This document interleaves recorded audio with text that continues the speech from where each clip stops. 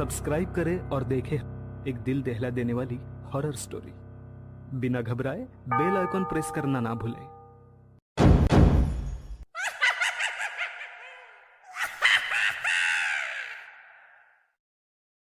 इस कहानी की लेखिका है विनीता मोहता। जैसे जैसे वे लोग जंगल के अंदर जा रहे थे, उनका पीछा दो आंखें कर रही थी। एक पल को चारों ने पीछे पलटकर देखा, मगर वहां कोई नहीं था। शाम हो चली थी। जानवरों के रोने की आवाज कानों को चीर रही थी। रवि, खुशबू, नमन और जतिन चारों अच्छे दोस्त थे। हर वक्त मस्ती, मजाक, पार्टी, यही उनका दिन भर का प्रोग्राम होता था। यार लॉन्ग वीकेंड आ रहा है, कहीं घूमने चलते हैं। आइडिया तो अच्छा है, मगर कहाँ चलेंगे? क्यों ना लोनावला चले? लोनावला चले? बक, हर बार एक ही जगह। इस बार कुछ डिफरेंट करते हैं यार। Something thrill. हाँ, रात को टॉयलेट भी अकेला नहीं जाता है, मम्मी को उठाता है और बोल रहा है समथिंग थ्रिल। देख, तू मेरे पड़ोस में रहती है, इसका मतलब ये नहीं कि मेरी बातें सारे लोगों को बताती फिरे। तो गुस्सा हो रहा है, इसका मतलब खुशबू सही कह रही है, तुझे डर लगता है। हाँ, लगता है डर, तो क्या करूँ? इसलिए तो कह रहा हूँ, दोस्तों के साथ रहकर थोड़ा डर कम करना है। मगर तुम लोग तो मेरी ही हंसी उड़ा रहे हो। जाओ, मुझे कहीं नहीं जाना। अरे यार नमन, तू तो गुस्सा हो गया। बता कहाँ चलना है? इस बार तेरी बताई हुई जगह पर ही चलेंगे। रवि के कहने पर नमन अपने मोबाइल में कुछ सर्च करने लगा। कुछ देर के बाद उसकी आंखों में चमक आ गई और वो मुस्कुराकर बोला, मैंने तुम लोगों को लोकेशन शेयर की है, देखकर बताओ मैंने सही जगह सेलेक्ट की है या नहीं। नमन के कहने पर सभी लोग अपने अपने मोबाइल में देखने लगे। सबका चेहरा एकदम सफेद हो गया था। आर यू मैड नमन? ये क्या बकवास है? और नहीं तो क्या, इस जगह पर कोई नहीं जाएगा। अभी तो तुम लोग मेरी हंसी उड़ा रहे थे, अब क्या हुआ? तुम लोग डर गए? नमन, ये मजाक करने का वक्त नहीं है। हम लोग तेरे साथ मजाक कर रहे थे और तू हम लोगों की जिंदगी के साथ खेलना चाहता है। तुझे पता है ना, वहाँ से आज तक कोई जिंदा नहीं आया। बड़े हीरो बनते फिरते हो तुम सब। जरा अपनी शक्ल देखो, 12 बजी हुई है। यदि चलना है तो एक रात का प्रोग्राम यहीं का बनाते हैं। सारा अरेंजमेंट मेरी तरफ से। हिम्मत है तो बोलो। हिम्मत और बेवकूफी में फर्क होता है। वहाँ जाना सरासर बेवकूफी है। आज मैं 22 साल का हो गया हूँ, मगर मैंने आज तक उस किले में किसी को रात बिताते नहीं देखा। पुराने जमाने की बातें सुनकर सभी लोग अभी भी डर रहे हैं। अरे यदि भूत प्रेत होंगे भी तो अभी तक किला छोड़कर चले गए होंगे। लोगों को रात में ना रुकने देने के लिए हो सकता है किसी के द्वारा फैलाई हुई अफवाह हो। सोचो, हम लोग रात रुककर वहाँ से आएंगे तो सभी लोग हमारे बारे में बातें करेंगे और हमारे शहर के इतने खूबसूरत किले से हॉन्टेड वाला टैग हट जाएगा। नमन की बातें सुनकर सब लोग एक दूसरे की ओर देखने लगे। डन, परसों रात को चलते हैं। हमारे घर वालों को इसके बारे में कुछ भी पता नहीं होना चाहिए। उन लोगों के लिए हम लोग एक रात के लिए दोस्त के घर जा रहे हैं। ये हुई ना बात। हम लोग गाड़ी में टेंट और जरूरी सामान रखकर कल दोपहर ही यहाँ से निकल जाएंगे, क्योंकि रास्ते में थोड़ा सा जो जंगल है वो दिन में ही पार कर लेंगे तो अच्छा है। वैसे भी हमें हमारी गाड़ी जंगल में ही छोड़नी होगी, किले के अंदर तो हमारी गाड़ी नहीं जा सकती। उन लोगों की सारी बातें सुनकर जतिन को डर लग रहा था। जतिन रवि की ओर आशा भरी नजरों से देखने लगा। शायद रवि इन सारी बातों को मना कर दे, मगर खामोशी में ही सही रवि ने अपनी मौन स्वीकृति दे दी थी। अगले दिन सभी बिना घर वालों को बताए श्रापित किले की ओर जाने लगे। यार एक बार सोच लो, तुम लोग जो कर रहे हो वो सही है या नहीं? यार जो एक बार सोच लिया वो सोच लिया, अब इस बारे में और क्या सोचें? Let's have fun guys. चारों एक ओपन जिप्सी में बैठे किले की ओर जा रहे थे। तभी अचानक जतिन चलती गाड़ी से पेड़ों की टहनियों पर लटक गया। उसे इस तरह गाड़ी से बाहर देखकर रवि, जो गाड़ी चला रहा था, गाड़ी रोककर बोला, यार जतिन, ये क्या बचपना है? अभी तुम्हें लग जाती तो? यार बचपना करने ही तो आए हैं, ऐसे बोरिंग तो दिन नहीं निकलेगा। कुछ तो फन चाहिए। फन चाहिए? हाथ पैर टूटे नहीं चाहिए। जल्दी से नीचे उतर, देर हो रही है। उन लोगों के कहने पर जतिन मुस्कुराकर पेड़ से नीचे उतर गया। वो अब जिप्सी की पिछली सीट पर नमन के साथ खड़ा था। तभी अचानक नमन की चीख निकल गई। रवि ने गाड़ी रोककर पीछे देखा। अब क्या हुआ? अब क्या मुसीबत आ गई? खून, कितना सारा खून है। खून? कहाँ है खून? तुझे होश भी है? तेरे कपड़ों पर।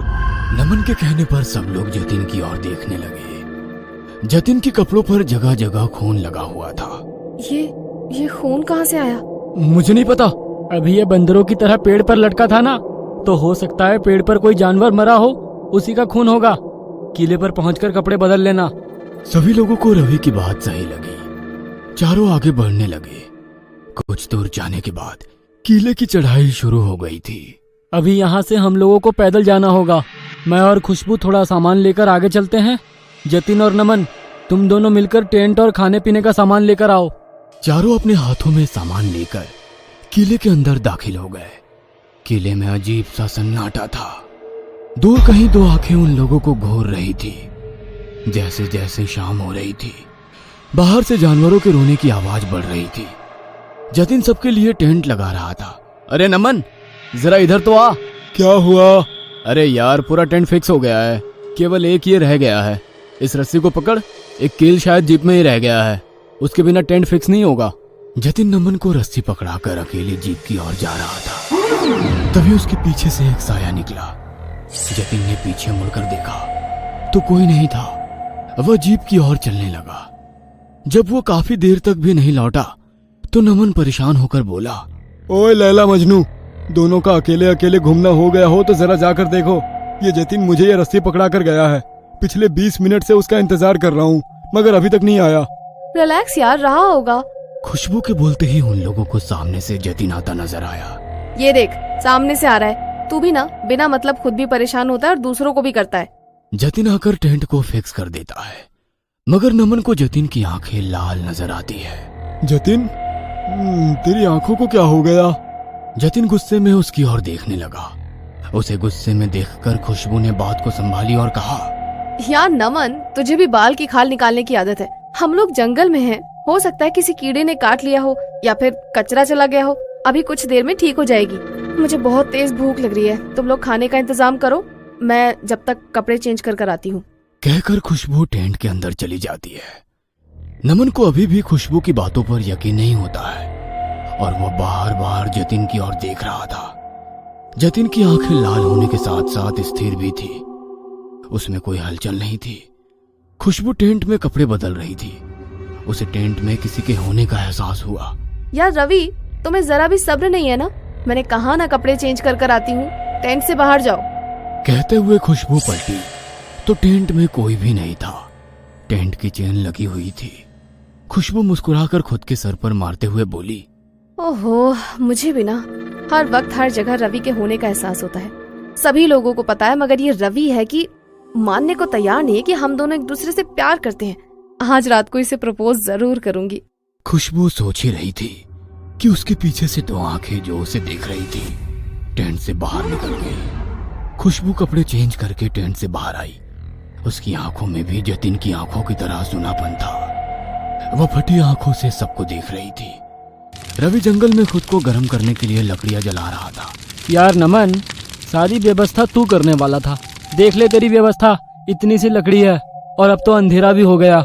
यहाँ लकड़ी कहाँ मिलेगी? सोचा था सारी रात कैंप फायर करेंगे, मगर अब तो ऐसा लग रहा है थोड़ी देर में ही टेंट में जाना पड़ेगा। मैं ऐसा करता हूँ, जंगल से कुछ लकड़ियाँ बिनकर ले आता हूँ। यार लकड़ियाँ रहने देना, पेट्रोमैक्स है ना? नमन के कहने के बावजूद रवि नहीं माना और लकड़ियाँ लेने चला गया। जतिन और खुशबू दोनों आग के पास खामोश बैठे थे। नमन उनसे बात करने की कोशिश करने लगा, मगर उन दोनों की आंखें देख उसे डर लग रहा था। वो खामोश होकर रवि के आने का इंतजार करने लगा। कुछ देर बाद रवि लकड़ियां लेकर आ गया था। चारों जन खामोशी से आग के आसपास बैठे थे। काफी देर तक जब कोई नहीं कुछ बोला तो नमन बोला, यार तुम लोग तो बड़ी बड़ी बातें कर रहे थे, जंगल में मंगल करेंगे, किले में रात में एंजॉय करेंगे, मगर तुम लोग तो एकदम भूत बने बैठे हो। मैं अब और इस तरह खामोश नहीं बैठ सकता। या तो तुम लोग बातें करो या फिर मैं जीप लेकर शहर वापस जा रहा हूँ। नमन के कहने पर तीनों एक दूसरे की ओर देखने लगे। तीनों के चेहरे पर मुस्कुराहट आ गई और उनकी आंखें लाल चमक रही थी। तीनों के शरीर में परिवर्तन होने लगा और आंखें लाल और शरीर इस कदर सफेद था मानो किसी ने खून चूस लिया हो। उन तीनों का यह डरावना रूप देखकर नमन की तुरंत दिल की गति रुक जाने से मौत हो गई। अगली सुबह जब किले में वॉचमैन पहुंचा तो वहां का नजारा देखकर हैरान था। जतिन की लाश कार के पास पड़ी थी। थोड़ा आगे बढ़ा तो रवि की लाश जंगल में थी। डरते हुए वो किले की ओर बढ़ा। तो किले में कुछ लकड़ियों के राख के ढेर के पास नमन की लाश थी।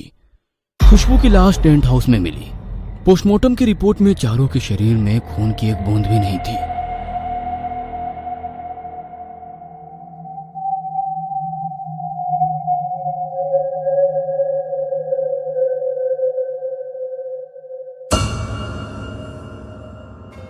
ये कहानी आपको अच्छी लगी हो तो हमें सब्सक्राइब करें, हमारा इंस्टाग्राम और फेसबुक पेज जरूर फॉलो करें। और हाँ दोस्तों, सब्सक्राइब